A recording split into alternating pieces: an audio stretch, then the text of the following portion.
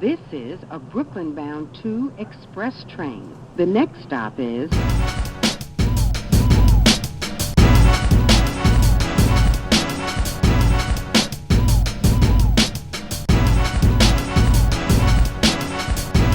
Alright, y'all, welcome to Keeferfer Reacts. We got something a little bit different from the usual. A lot of y'all in the comments don't know what the hell you're talking about, so it's hip-hop daycare, y'all.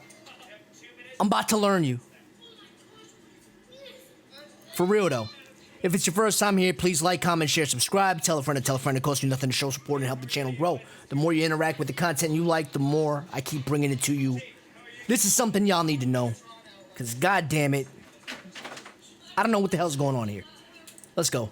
In August 1973, a young Jamaican-born New Yorker known as DJ Keeferfer threw a party in the South Bronx. With a pair of turntables, he improvised a technique that isolated and repeated musical breaks. That technique would lay the foundation for a genre known as hip-hop. Voila. Alright, so this is the birth of hip-hop. I actually had a homie who lived about 2 blocks away from where Kool Herc would throw his parties. Hip-hop music emerged from Rest in peace, Majesty. New York knows. house parties in the Bronx and spread like wildfire between friends and neighbors at block parties. The new sound was electrifying. In the schoolyard during recess, someone would have a boombox. And then someone would start rhyming. You didn't have recorded versions of hip hop at that time. Within a few years, it had become an underground cultural movement, and its distribution was homemade. You couldn't purchase albums or records, and you couldn't hear hip-hop on the radio. The only way that you could participate in the culture musically was through these cassette tapes. So you had to be there. That's where, I mean, that's why everybody be like, yo, you wasn't outside. I mean, this is the perfect example of that. You know, you had to know your way to get these tapes. And it wasn't like it is today. Today, there's no barrier to entry. Anybody with access to a computer and a microphone, or even their iPhone or whatever smartphone they're using, can record or make music, make content, which is why we're in the state that we're in. Which would circulate all throughout the city. Don't get me wrong. It's good that, you know, some people have access to create and, you know, have their voices heard. But also, I mean, there was a little bit, we're missing a little bit of something without a gatekeeper there. There's no quality control. There's nobody to check to see if the person performing the content has the culture's best interest at heart. Like, yo, the vultures is out there, y'all. Influence deepened and broadened. The music spread from the underground onto the radio. In 1979, a group from suburban New Jersey released Rapper's Delight, one of the first hip-hop records. Now what you hear is not a test, I'm rapping to the beat. And me, the groove, and my friends are gonna try to move your feet. Yo, so, like, Grandmaster Flash did not like this. This was considered whack. And the Sugar Hill Gang's hit was still kind of whack. I mean, you listen to it. As A hip-hop man's talking evolved, about a dinner party and a shit. passion shared by millions of young Americans who used it to articulate their identity and their politics, creating a vibrant, multicultural community across the country. Our generation of... So just back to the point of, you know, Sugar Hill Gang, like, the stuff that is the safest, it's a vehicle, right, to move the culture into places where it wasn't before, right? So that's the plus.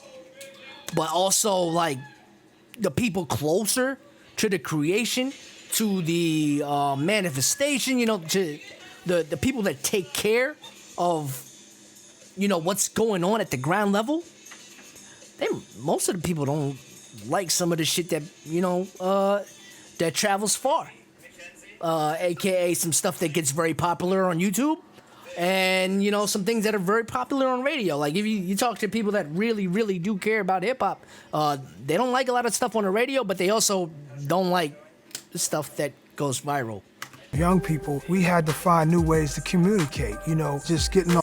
And by viral, I mean, like, unfortunately, heavily loved and cherished by white fans of hip-hop.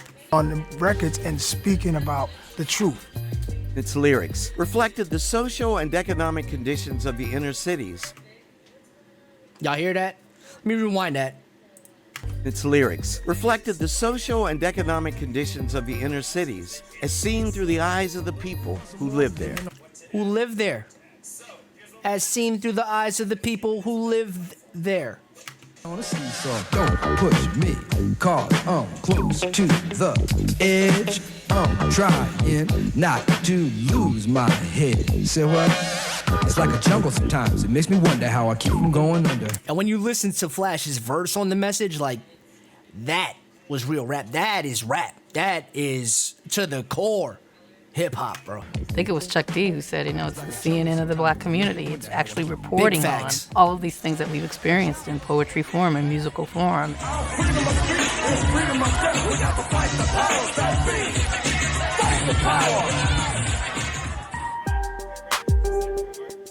In 2017, hip-hop surpassed rock as America's #1 stream genre for the first time ever. That's huge. That's awesome. That's amazing. You know who people listen to the most. Decades after its birth, hip-hop has grown from its underground origins in the Bronx to become one of the most popular genres of music throughout the world. So I want y'all to think about who really has an impact in hip-hop, though. You know, who are the voices being heard? Who are the voices that'll resonate throughout time? Who has those verses that crowds will be able to sing along with 10, 20 years from now? Those are the GOATs. The ones off the top of the head that you can't, that's not going to stand the test of time. But that's a story for another day. All right, y'all. Hope you enjoyed that. Hope you enjoyed the breakdown. I hope this helped shine a little light of where I'm coming from, because my thoughts exactly from this video, like, this aligns with everything I was taught, everything I experienced, everything I know from where I'm from and what I've experienced and, you know, what I've lived. So, yeah, that's that. If there's something else you want me to check out on the channel, please drop that in the comment section below and drop your thoughts. And let me know, when did you fall in love with hip hop? What was that moment? What was that verse? What was that rhyme? I'd love to know. All right, y'all. You know what time it is. Got to get out of here. Be safe, be cool, be chill. You matter. Wear your damn mask. That thing is out there. I'm out. Peace.